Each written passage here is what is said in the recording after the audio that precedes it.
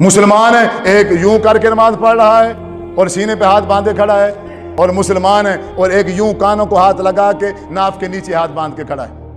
مسلمان ہے ایک یوں کر رہا ہے اور ہاتھ بھی نہیں باندھتا، ایسے ہاتھ چھوڑ کے کھڑا ہے، ہاتھ چھوڑ کے کھڑا ہے، اور ان تینوں کا نبی ایک ہے، تینوں ایک نبی کے کلمہ پڑھتے ہیں، حضرت محمد صلی اللہ علیہ وسلم۔ کس کو پاگل بنایا جا رہا ہے؟ افسوس ہے آپ پر، افسوس ہے، قسم سے آپ پر افسوس ہے۔ آپ بے وقوف بننے کے لیے تیار بیٹھے، میں کوئی مولوی آئے اور آپ کو بے وقوف بنا، جی لبیک ہم حاضر ہیں جی۔ اتنی عقل نہیں ہے، نبی ایک ہے، رسول ایک ہے، طریقے کیسے تین ہو گئے؟ اچھا پھر دعویٰ ہے ہر فرقے کا، ہر گروہ کا یہ دعویٰ ہے کہ نبی بھی خاتم النبیین ہے، اس کے بعد اور دوسرا نبی بھی، تو دوسرا طریقہ کہاں سے آ گیا پھر؟ اگر دوسرا نبی نہیں ہے طریقہ کہاں سے آیا دوسرا؟ پھر جب تیسرا نبی نہیں ہے تو تیسرا طریقہ کہاں سے آ گیا پھر؟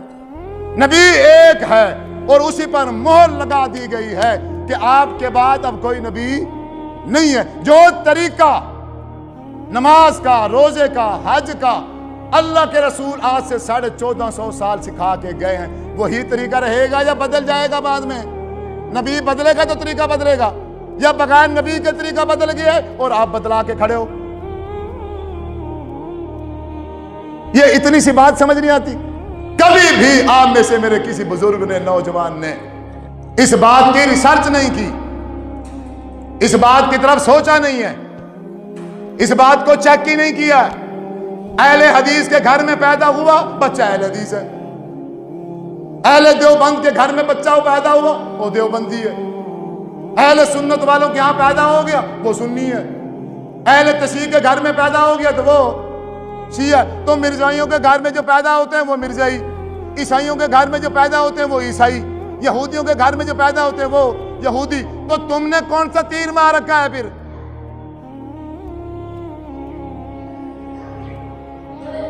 یہ عقل کس لیے ہے؟ اللہ تعالیٰ نے شعور دیا ہے، دماغ دیا ہے، کس کے لیے؟ دماغ اور شعور دینے کے ساتھ ساتھ آسمان سے کتاب بھی اتار کے بھیج دی ہے۔ آخر نبی حضرت محمد صلی اللہ علیہ وسلم کو بھی مبعوث فرما دیا ہے۔ ہٹ جاؤ ان مولویوں کے پیچھے سے، ہٹ جاؤ۔ زندگی کے آخری لمحے تک میں یہ بات کروں گا، کوئی جان کی پرواہ نہیں ہے، اس دل میں ایمان ہے بس۔